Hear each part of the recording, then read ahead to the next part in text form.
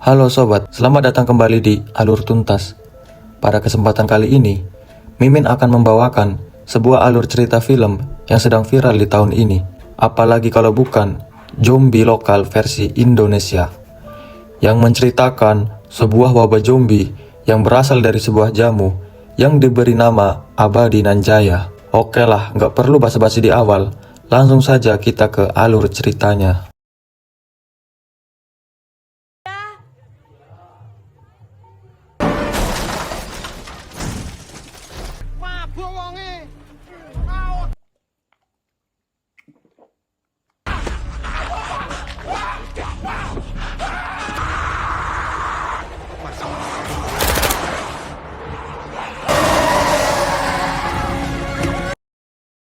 Film ini dibuka dengan seorang wanita cantik yang bernama Ningsih, yang sedang menyiapkan kopi untuk diberikan kepada para tamu hajatan. Di tengah meriahnya musik dangdut, Ningsih lalu memberikan jamuan tersebut kepada para bapats-bapats di sana. Tapi saat itu juga, Ningsih kesal saat melihat ayangnya yang seorang polisi yang bernama Rahman datang ke hajatan. Di tengah rasa kesal, Ningsih meminta Mas Rahman untuk pergi dan jangan menghubunginya lagi, karena ia hanya selalu dikasih janji-janji manis oleh si polisi.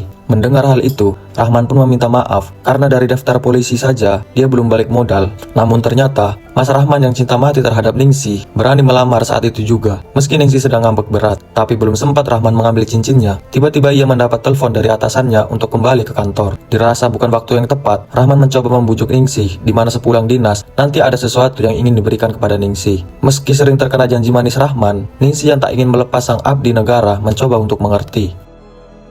Sesaat setelah Rahman pergi, para tamu pun heran saat melihat mobil yang ugal-ugalan.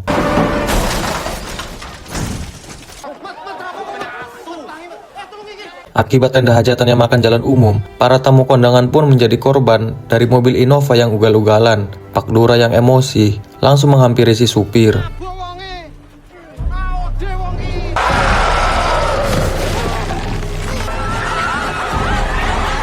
Kemudian, scene berpindah ke 5 jam sebelum tragedi di hajatan terjadi. Di pabrik jamu Wani Waras, pihak pabrik baru saja mengembangkan produk jamu awet muda yang dilabeli dengan tulisan ANJ. Lantas sesuai perintah, jamu itu langsung dibawa untuk diuji coba oleh sepemilik pabrik itu sendiri, yang bernama Pak Sadimin.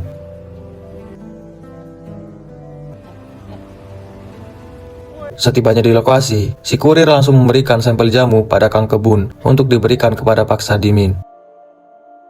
Kemudian, scene berpindah ke anak Pak Sadimin yang cantik bernama Kenes, di mana ia dan keluarga kecilnya berniat OTW menuju rumah si ayah. Ya kita juga kan yang rugi.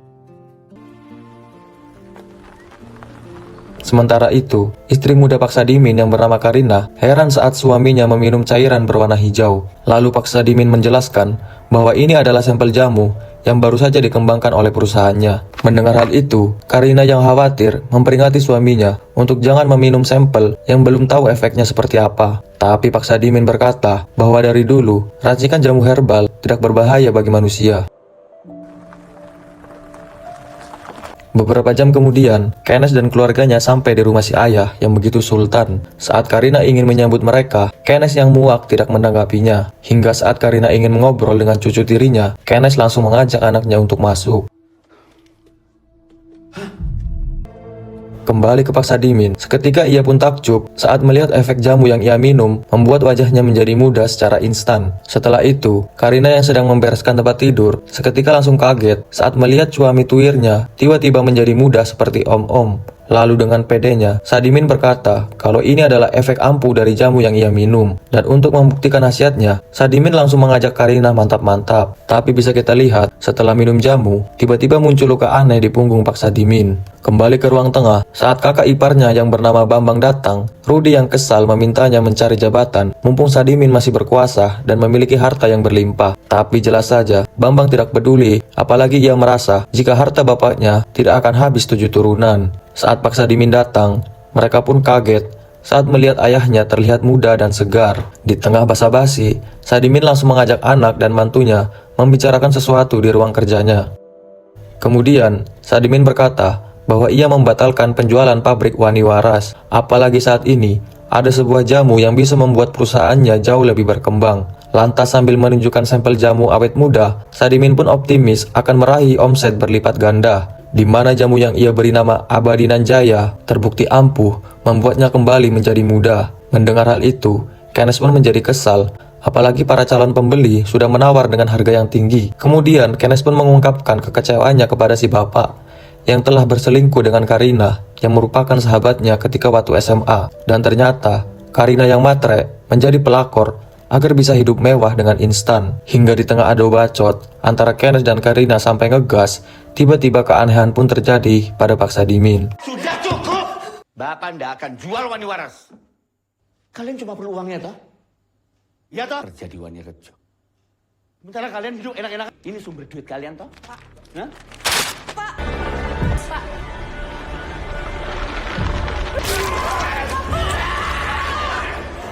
Sontak saat itu juga, mereka pun kaget saat melihat keanehan yang terjadi pada Sadimin. Di tengah kepanikan, Karina meminta Mbok Sum untuk meminta bantuan. Dan di saat semua orang sibuk mencari pertolongan, Rehan yang kepo merasa ngeri saat melihat tubuh mbahnya yang mulai berubah.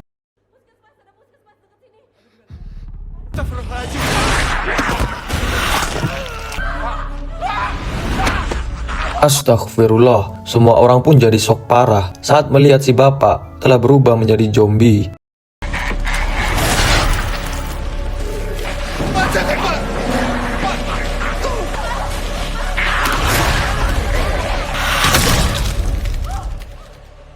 Seakan tak percaya dengan apa yang terjadi, mereka pun panik saat Bambang tanpa sengaja mengheadshot bapaknya sendiri.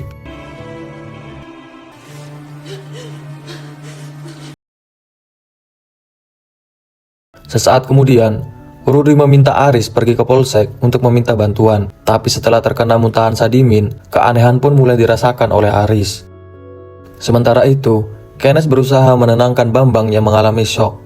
Ia pun berkata, jika semua itu bukan salahnya, karena apa yang terjadi merupakan sebuah kecelakaan. Sementara di dalam, Mbok Sum memberitahu bahwa Kang Kebun yang terkena gigitan mulai bertingkah aneh.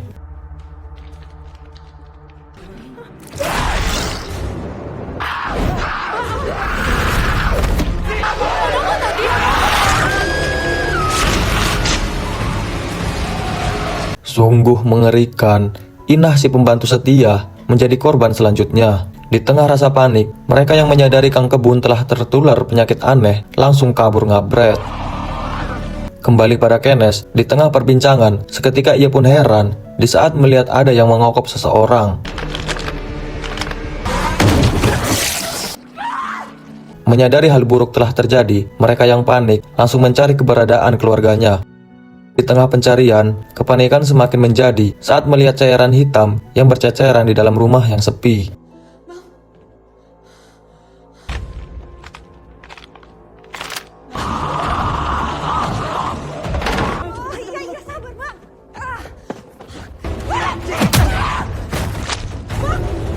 Untung saja, mereka berhasil lolos dari kejaran para pembantu yang telah berubah menjadi zombie. Kembali pada Pak Aris yang mulai mengalami perubahan, dan kali ini kita akan melanjutkan insiden yang terjadi di hajatan.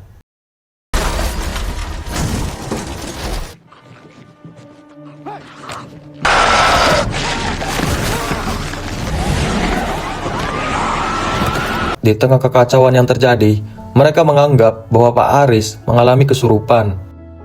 Kembali pada Rudi yang berusaha kabur dari kejaran zombie Kang Kebun.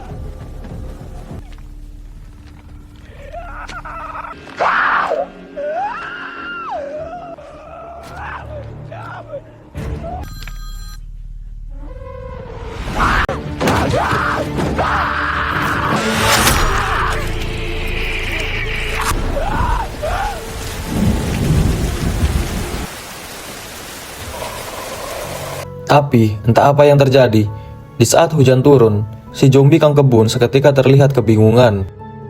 Saat telepon terhubung, Kenneth langsung menanyakan kondisi Rehan. Lalu, Rudi meminta Bambang dan Kenneth untuk menjemputnya di rumah Pak Lurah yang sedang hajatan. Di saat itu juga, mereka pun shock parah saat melihat wabah zombie ini telah menyebar di hajatan. Di tengah kengerian yang terjadi, Rudi mengajak mereka masuk ke rumah, tapi tiba-tiba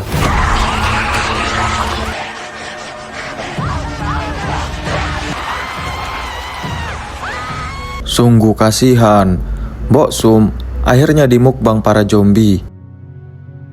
Sementara itu, melihat banyak zombie di rumah Pak Lurah, Kenneth yang panik langsung menelpon Rudy. Lalu, Rudy berkata bahwa ia terjebak di dalam rumah.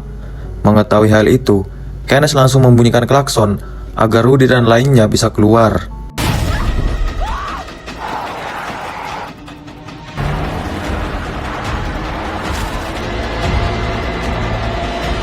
Setelah geng zombie pergi, Rudy langsung mengajak Karina melanjutkan pelarian. Saat Rudy dan Karina masuk ke dalam rumah, Rudy langsung mengambil alat untuk buy one dengan satu zombie.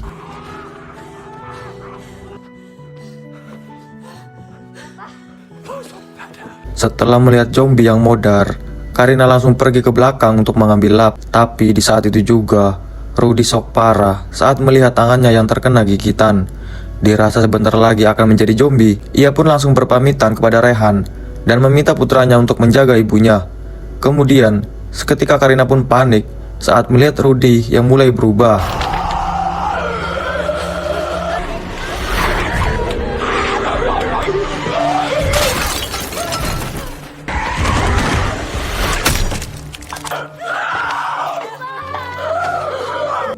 Sesaat kemudian, Ningsi yang berhasil selamat seketika panik saat melihat orang asing berada di dalam rumahnya. Tapi Karina berkata kalau ia hanya ikut berlindung dari kejaran para geng zombie. Kembali para Kenneth dan Bambang, mereka yang panik berusaha menjemput keluarganya.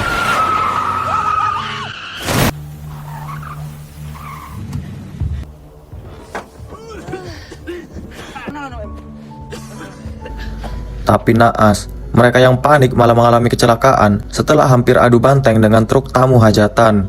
Lalu supir truk berusaha untuk menolong Bambang dan Kenneth untuk dibawa ke puskesmas. Akan tetapi, seketika mereka pun panik saat melihat geng zombie dari lokasi hajatan.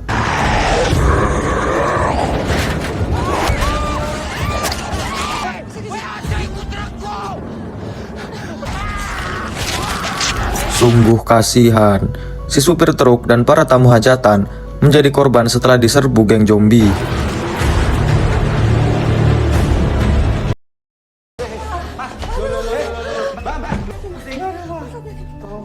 Setibanya di polsek, mereka melaporkan atas semua yang terjadi. Mendengar hal itu, Pak Komandan menyuruh Rahman untuk menjaga kantor, sementara ia dan lainnya akan mengecek TKP. Sesampainya di lokasi, mereka pun kaget saat melihat orang-orang saling memakan satu sama lain seperti kanibal.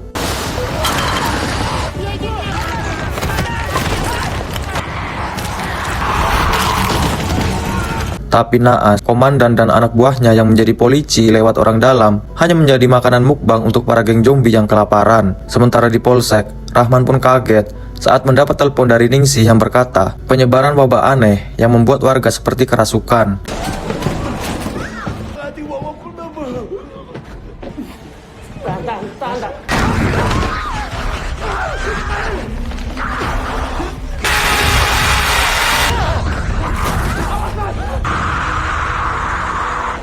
Sesaat kemudian, Kenneth sedikit lega ketika mendapat telepon dari Karina.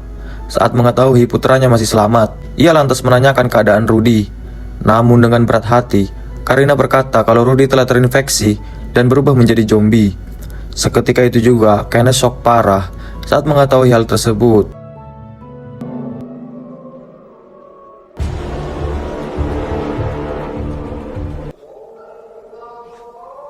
Lah itu masih mau sholat? Singkat waktu, saat azan asar berkumandang, Bambang berkata bahwa geng zombie akan mengejar sumber suara yang mereka dengar. Setelah melihat geng zombie terpancing suara petasan, Rahman langsung terpikirkan sebuah ide agar mereka bisa pergi. Hingga di malam harinya, setelah menggunakan armor anti rakyat, mereka pun bersiap melancarkan aksinya. Lantas sebelum pergi, Rahman memberikan sebuah pistol pada Kenneth. Melihat geng zombie yang semakin banyak, Rahman langsung menyalakan petasan roket untuk melakukan pengalihan. Akibat terlalu panik, tindakan bodoh Rahman membuat geng zombie terpancing. Dan di tengah kepanikan, Rahman kembali menyalakan petasan sisa lebaran hari raya. Setelah geng zombie terpancing, mereka langsung mengendap-endap untuk kabur. Kemudian scene berpindah ke zombie Rudy. Setelah mendengar suara geledek, ia berusaha melepaskan diri. Bersamaan dengan hal itu, para geng zombie yang terpancing berusaha masuk. Kembali pada tim Rahman yang terkepung geng zombie.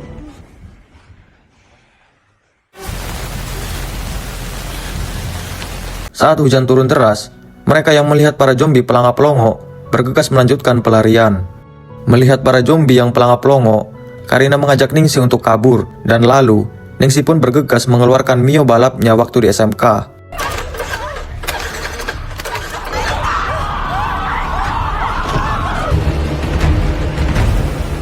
Untung saja, mereka pun berhasil lolos.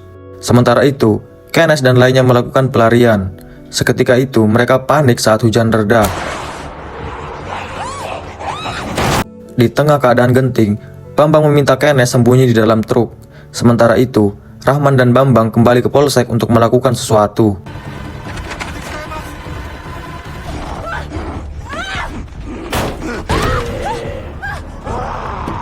Kenneth yang tak bisa menyetir hanya pasrah ketika geng zombie mengepung truk tersebut. Melihat geng zombie mengepung truk, Karina mengajak Ningsih untuk kabur, tapi sayang, ia dipersulit sutradara saat Mio balapnya tiba-tiba mogok. Di saat itu juga, Kenneth langsung membunyikan klakson untuk memberitahukan keadaannya.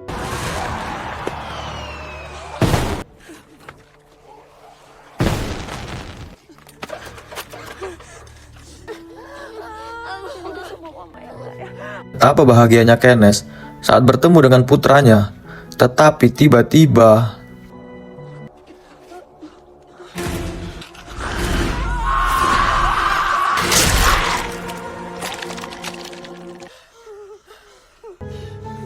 untung saja, Ningsih berhasil menyucuk si zombie wanita dengan keris empu gandum. Dan setelah itu, mereka langsung masuk ke dalam truk. Karina langsung mengambil kemudi untuk menjemput Bambang dan Rahman.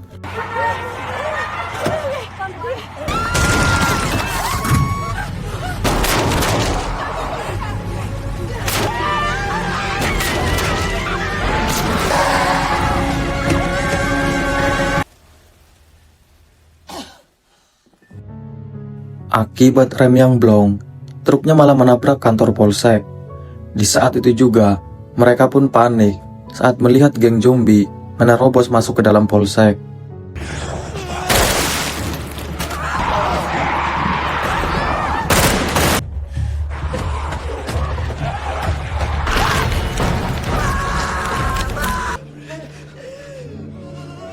Betapa lemasnya Rahman saat melihat Ningsih yang tergigit zombie.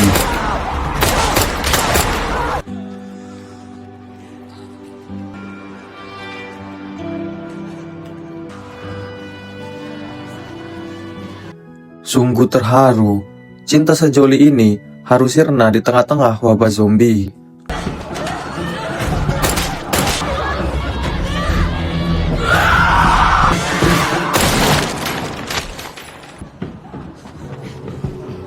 Untung saja, Karina berhasil mengheadshot zombie Rudy dan menyelamatkan Rehan. Setelah semua upaya tak membuahkan hasil, Bambang yang tak ingin keluarganya modar meminta mereka untuk pergi, di mana Bambang yang selalu menjadi beban keluarga akan mengorbankan diri agar keluarganya bisa keluar. Saat para geng zombie mencoba masuk, Bambang meminta Karina dan Kenneth membawa Rehan pergi.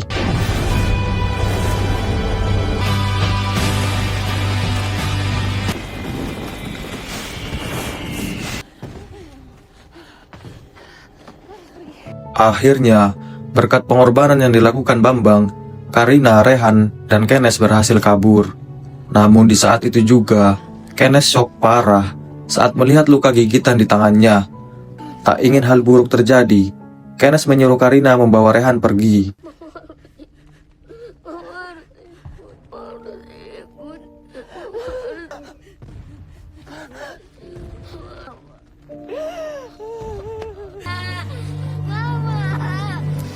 Di saat melihat geng zombie datang, Kenneth berusaha mengulur waktu menggunakan petasan lebaran.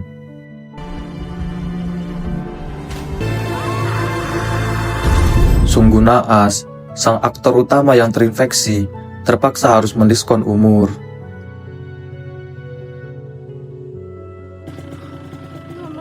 Di pagi harinya, setelah semalaman menggunakan motor Air King, Karina bergegas meninggalkan desa Wanirejo. Namun di saat itu juga, tanpa Karina sadari, si zombie kang kebun masih mengejar Karina. Sementara di Jakarta, kenalan Pak Sadimin yang menerima paketan jamu abadi nan jaya langsung terheran-heran saat melihat istrinya yang tuwir berubah muda dan segar. Apakah wabah zombie akan menyebar di Jakarta? Ya nggak tahu, tanya yang mau tanya saya.